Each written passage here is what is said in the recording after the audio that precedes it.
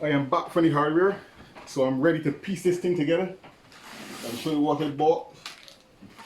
I bought this stainless steel hook. This was the cheapest hook I found in the. This was the cheapest hook I found in the hardware. Then I bought these shelf supports. I wanted white, but unfortunately this is all they had.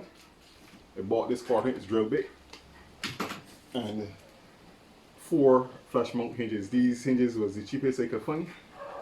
So these are very ideal for this project.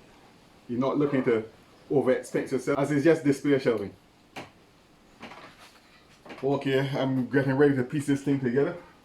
So first, I'm going to attach the leaves to get it started, put it in working position. It will be like this.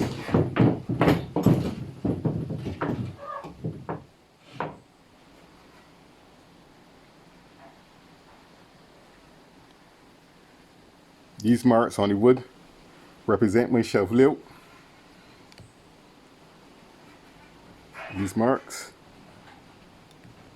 So what I'm looking to achieve here is when I put on the hinge, I want the hinge to be hidden below the shelf. So I will start off with the first hinge. What I'm going to do is start it direct from the bottom. I'm going to just put a piece of board at an angle.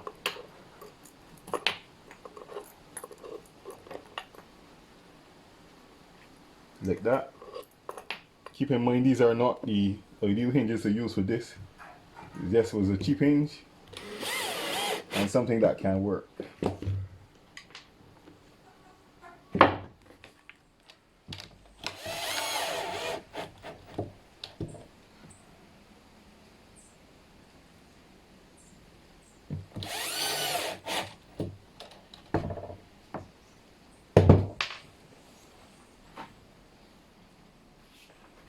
Things didn't work out as planned. You see that space in the middle? I'm going to take out those hinges and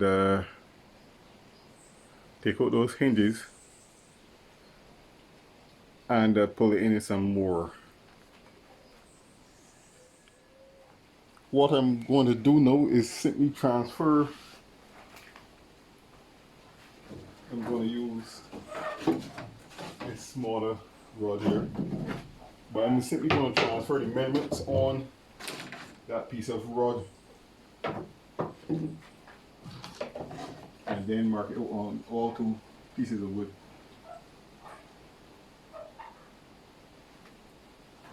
These are the height of where my shelves should be. It doesn't have to be 100% perfect, as I always say,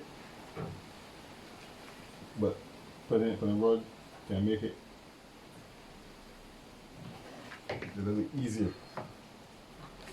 So make sure it comes square from the bottom. You just eyeball it, and just using a parallel and looking at the bottom to see if the wood is square from the bottom. You also can use a square measurement or tape to make sure that it's parallel with what you're using. For these type of shelf holders, all that's required is a hammer. So just come to the line, give it a tap first, and then you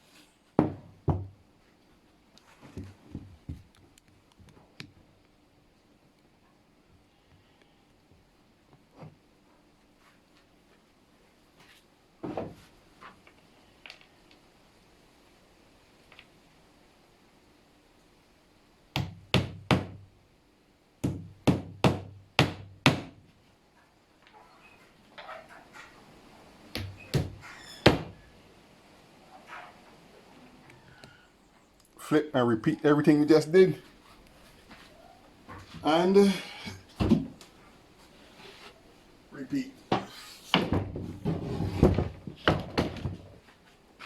I place all of my shelf holders in. I'm missing 2 shelf holders, but that's no problem. I was looking into the thing there and see if I could find any. Look into the cupboard and see if I could find 2 remaining. But this is one of the key fixtures here. This hook. What I'm going to do is put a mark here. This hook was taught. This hook will prevent the shells from the leaves from opening while in use.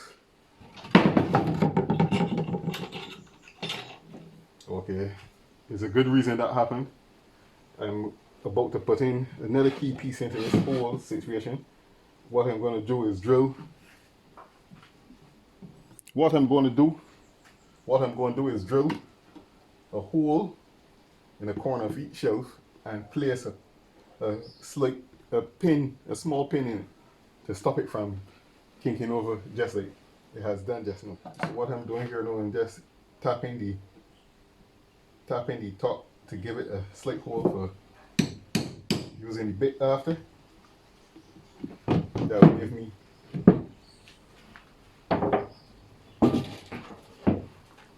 a guide to run the bit.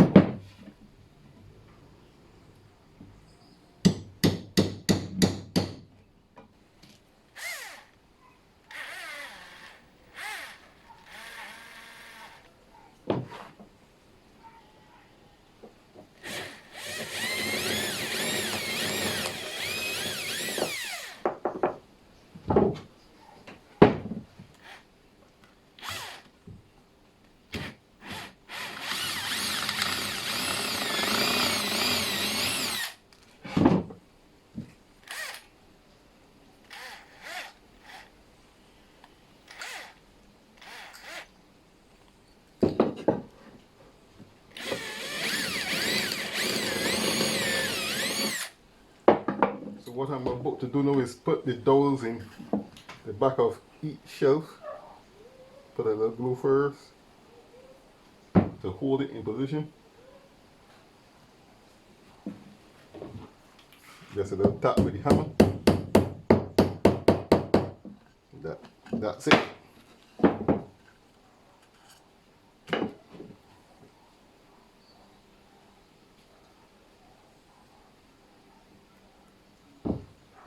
A little tap with the hammer.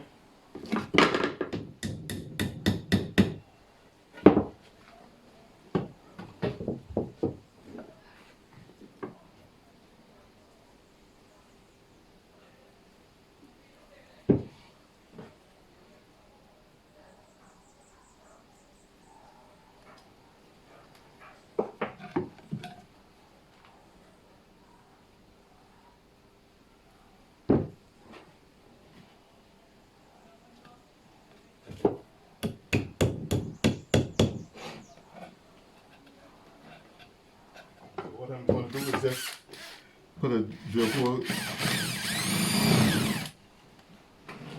just estimating here in the middle of each shelf.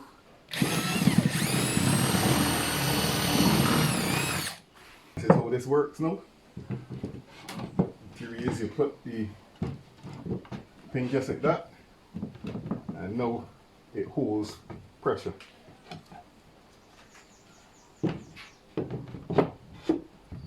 See, it's in there sturdy now. This is the finished product as intended. It's in full fold away position. Open up.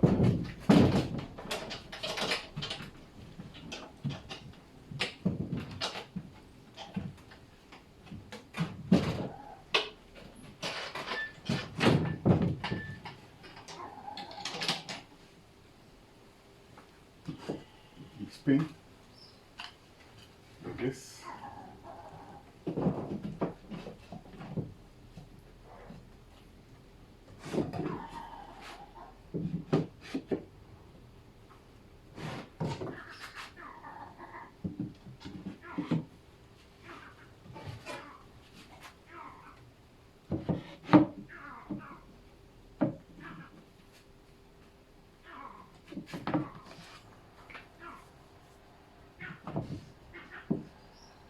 And that's it, folks.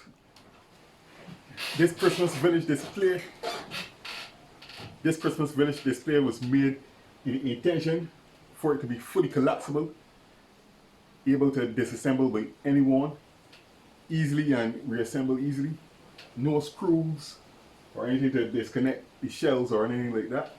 Simply just pull, and that's it. And these holes for the doubles make it so easy to assemble. The dowels make it sturdy in the back so that the shelf can hold tons of Christmas ornaments. Is enough strength for what is needed here. In this build, you'll need 16 shelf holders. You need one sheet of ply.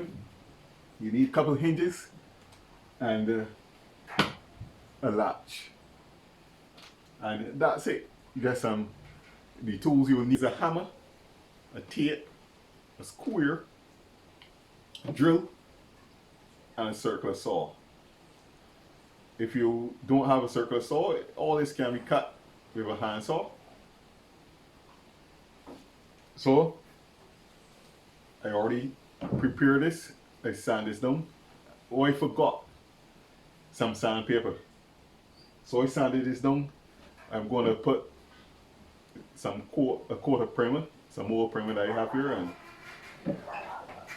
for the paint, and we're ready for decorations.